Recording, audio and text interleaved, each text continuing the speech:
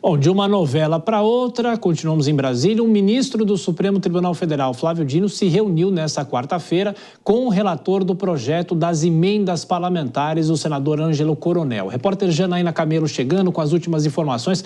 Janaína, boa noite, bem-vinda, bom trabalho. Como é que foi esse encontro de hoje?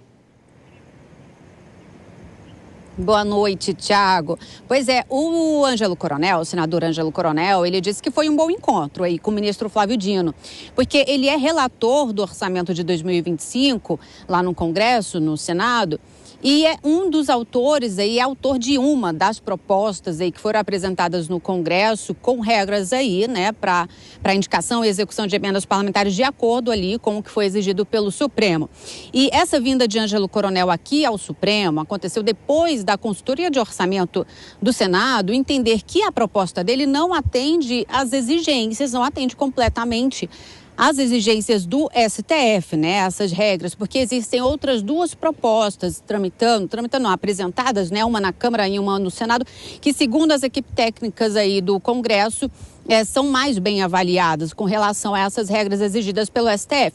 O senador, ele disse que vai incorporar ao texto essas sugestões que foram feitas pelo ministro Flávio Dino para atender melhor a esses critérios que já tinham sido definidos. Ele, inclusive, há pouco, ele publicou um vídeo que a gente vai mostrar agora na tela, mas ele elencou algumas sugestões ali colocadas pelo ministro Flávio Dino, mas que são as mesmas, exatamente as mesmas sugestões que ele já tinha definido, que o ministro já tinha definido antes, em decisão aqui do Supremo. A gente vai ouvir um trechinho da fala do senador. A questão da fiscalização, a fiscalização das emendas e a prestação de contas via o Tribunal de Contas da União. Também o ministro Dino foi muito feliz quando ele conduziu dessa maneira. Porque se o recurso é federal, quem tem que fazer a fiscalização e julgar contas dessa emenda, a prestação de contas, é o Tribunal de Contas da União. E também outra coisa interessante, como tem algumas plataformas de transparência separadas, a ideia que ele deu era juntar essas plataformas para quando qualquer membro da sociedade brasileira, qualquer pessoa que deseje acessar para ver o que o seu município recebeu, quem colocou, tenha essa plataforma unificada. Como se diz assim, unificar a plataforma de divulgação de dados orçamentários. Lembrando, né, Thiago, que Legislativo e Executivo já haviam prometido aqui ao Supremo apresentar na semana passada uma proposta consolidada com novas regras aí para indicação e execução de emendas parlamentares, o que não foi feito, né? Inclusive isso foi acordado naquela reunião que aconteceu na semana passada com Rodrigo Pacheco, Arthur Lira aqui no Supremo, e eles tinham prometido que, inclusive, essa proposta, depois de pronta, concluída, seria analisada nas duas casas ainda nessa semana. Quem falou sobre esse assunto também hoje foi o ministro Flávio Dino, né, que é o relator aí dessas ações que questionam a execução de emendas aqui no Supremo. Ele disse o seguinte, ele também defendeu, mas isso a partir do ano que vem, é discutir o volume aí, os recursos de volumes de emendas parlamentares, né, que são destinadas aí, que são garantidas pelo orçamento. A gente vai ouvir um trechinho do que o ministro disse. Na ocasião, o decano do Supremo, o ministro Gilmar Mendes, o próprio presidente Barroso, apontaram esta preocupação quanto à evolução exponencial do montante de emendas, uma vez que há uma circunstância, até o presente momento, em que as emendas crescem proporcionalmente mais do que as despesas discricionárias do Executivo.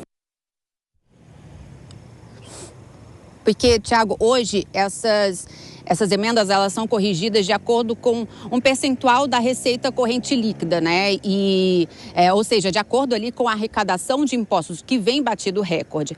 Então, a preocupação é que esse volume acaba crescendo de uma forma descontrolada. Inclusive, o governo defende que essas regras para ajuste ali dos recursos de emendas seja feita de acordo com as mesmas regras do arcabouço fiscal. Thiago. A gente continua acompanhando os desdobramentos disso. Janaína Camelo com as informações do Judiciário. Vou chamar a Dora Kramer, também o Cristiano Vilela. Dora, o ministro Flávio Dino começa a sinalizar que as emendas podem ser liberadas aos poucos, né? Mas tem uma discussão no Congresso Nacional, talvez o projeto do senador Ângelo Coronel não abarque tudo, ou seja, mas ele não pode mandar um outro projeto porque ele já mandou um que trata desse assunto, seria um outro parlamentar que deveria mandar, ou seja, ainda há um impasse, não está tudo resolvido, né?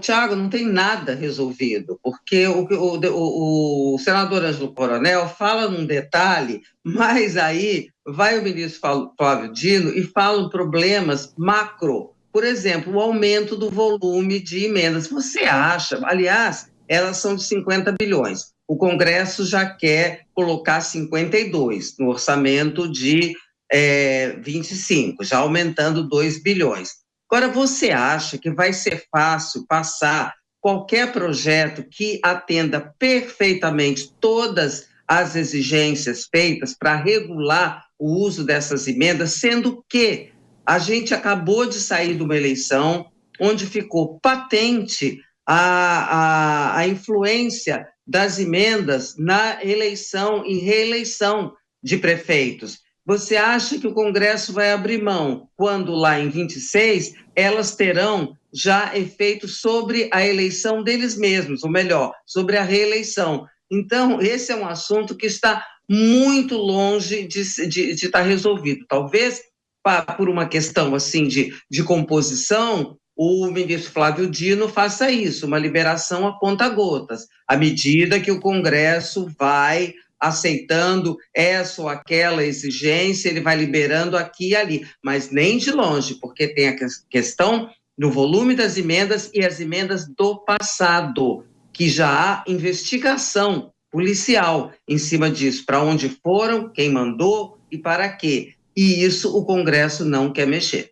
Enquanto isso, o Congresso Nacional, não é, Vilela, não aprovou ainda a LDO, muito menos o orçamento para o ano que vem, e tudo vai se encaminhando para se decidir, talvez às vésperas da eleição para o comando do Congresso Nacional, que a gente vai falar daqui a pouco.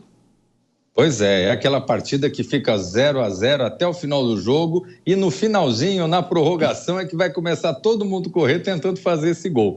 O fato é que o governo tem pautas de seu interesse e o parlamento tem pautas importantes, mas que num semestre curto vão ficando cada vez mais para o final e tudo ficando muito vinculado, naturalmente, à eleição para a mesa diretora da Câmara e do Senado.